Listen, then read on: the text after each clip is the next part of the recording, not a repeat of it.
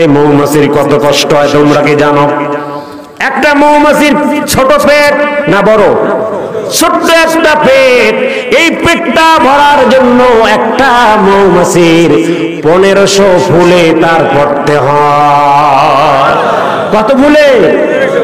পোকার বাড়ি হলো, আসল বাড়ি হলো জঙ্গলে। কোথায়? জঙ্গলে। কিন্তু তোমরা কি দেখেছো মানুষ ভেবে যখন মধু সংগ্রহ করে তোমার বাড়িতে চলে যায়? সুবহানাল্লাহ বলবেন না? কার নির্দেশ?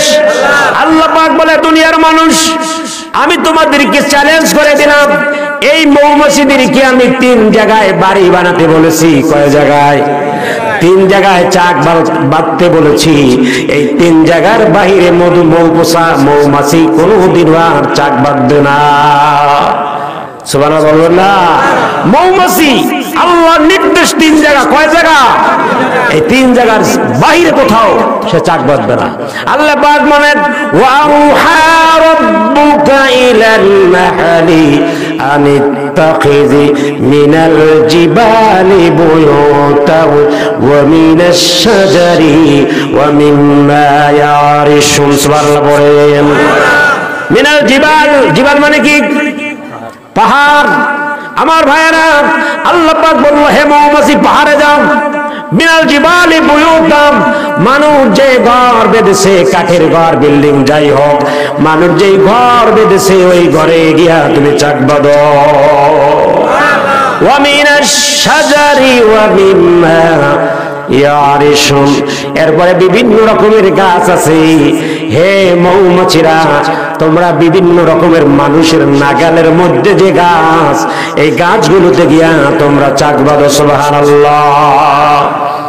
এখন দেখেন, মানুষের নাগালে চলে আসলো তারা। কেন আসলো?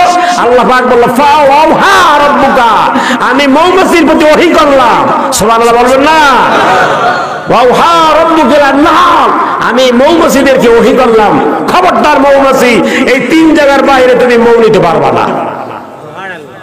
আমার ভাইয়েরা, বিজ্ঞানী গ্যালিলিও বলেছেন, আমরা যে মধু সংগ্রহ করি কিলোতে কিলো, কেজিতে কেজি, 1 কেজি মৌ সংগ্রহ করতে মৌমাছির কত কষ্ট হয় তোমরা কি জানো? একটা মৌমাছির ছোট পেট না বড়? ছোট্ট একটা পেট। এই পেটটা ভরার জন্য একটা মৌমাছির 1500 ফুলে তার পড়তে হয়। কত ফুলে? 1500 ফুল। আছে আপনার বাড়ি? একটু পেটটা, ছোট্ট একটা পেট, এই পেটটাকে ভরার জন্য কত ফুলে পড়তে হয়? 1500 ফুলে।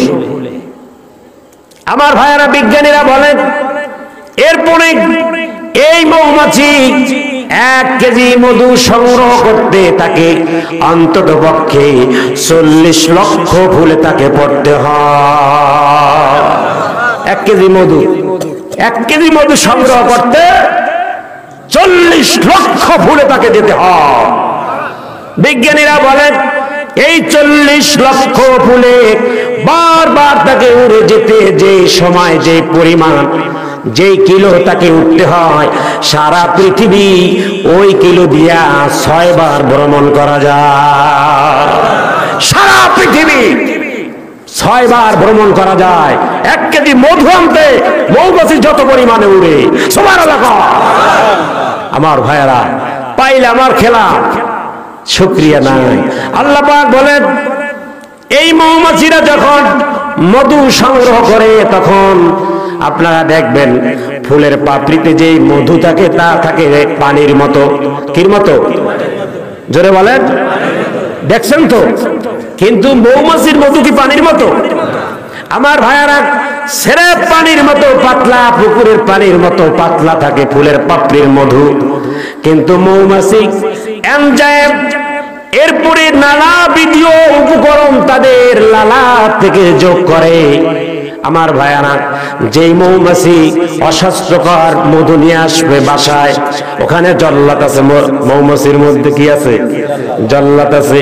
উনি গবেষণাগারে নেবেন, ডাক্তার আছে, তাদের মধ্যে ওই মধু মানুষের স্বাস্থ্যের জন্য যদি কোনো রকম ক্ষতির উপকরণ থাকে, আর যেই ফুলের মধুটা মানুষের অস্বাস্থ্যকর, ওই মধু যদি কোনো মৌমাছি চাকে নিয়ে থাকে, তাহলে সঙ্গে সঙ্গে তাকে শিরচ্ছেদ করে মাটিতে ফেলে দেওয়া হয়।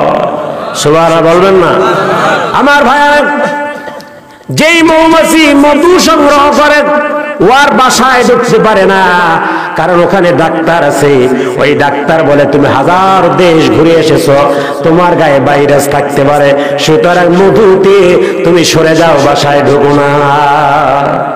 কারণ কি? আল্লাহ সামনে বলছে মুখতালিফুন আলওয়ানুহু ফীহি শিফাউল লিন্নাস। আল্লাহ পাক বলেন, হে মৌমাছিরা, তোমাদের মধু আমি মানুষের জন্য রোগ ব্যাধি নিরোধক, মানে উপশম, স্বাস্থ্যসম্মত। মানুষের অসুখ বিসুখ যদি হয় আর যদি মধু খায়, আমি আল্লাহ ভালো করে দিব। সুতরাং তোমরা খারাপ মধু কখনো চাকে আনবে না।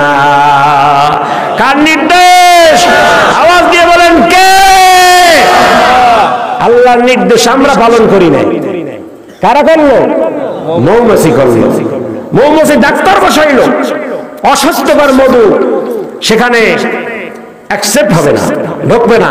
এবং বাহির থেকে তুমি উড়ে এসেছো, তোমাকে ভিতরেও ঢুকতে দেওয়া যাবে না। কারণ আল্লাহ বলছে এই মধু দিয়া মানুষের উপকার করবো, অসুখ বিসুখ কমাবো। সুবহানাল্লাহ খবর কবে? আমার ভাইয়ের, আল্লাহ পাক বলছে দুনিয়ার মানুষ, এই জমিন যার, জমিন কার? জোরে বলেন আলা লাহুল খালকু ওয়া লাহুল আমর। জমিন যার, সৃষ্টি যার, আইন চলবে তার। আইনদাতাকে জোরে বলে, আইন চলে আল্লাহর। আমার ভাইয়ারা, একটা মৌমাছি আল্লাহর হুকুম পালন করার জন্য ডাক্তার নিয়োগ দিল, জল্লাদ নিয়োগ দিল, রানী নিয়োগ দিল, বিচারক নিয়োগ দিল, আদালত নিয়োগ দিল, কিন্তু মানুষ এত নেমো খারাপ। ইন্নাল ইনসানা লিরাব্বিহি লাকানুদ। সৃষ্টির মধ্যে সব থেকে মানুষ হলো নেমো খারাপ। কে বলছে? আরো জোরে আল্লাহ বলছে। কয় ঝামেলায় যায় লাভ নাই, মসজিদে গিয়ে নামাজই পড়ি। হ্যাঁ, নেমো খারাপ। আল্লাহ বলছে আমার সৃষ্টি। কার সৃষ্টি? জোরে বলেন। আইন চলবে কার? চালান চলে, এটা জিজ্ঞেস করবেন আল্লাহ? অবশ্যই জিজ্ঞাসা করা হবে, কে কতটুকু চেষ্টা করেছে। আমার ভাইয়ারা, আল্লাহ পাক বলেন সৃষ্টির মধ্যে সব থেকে মানুষ নেমো খারাপ। বিপদে যখন পড়ে ছাগল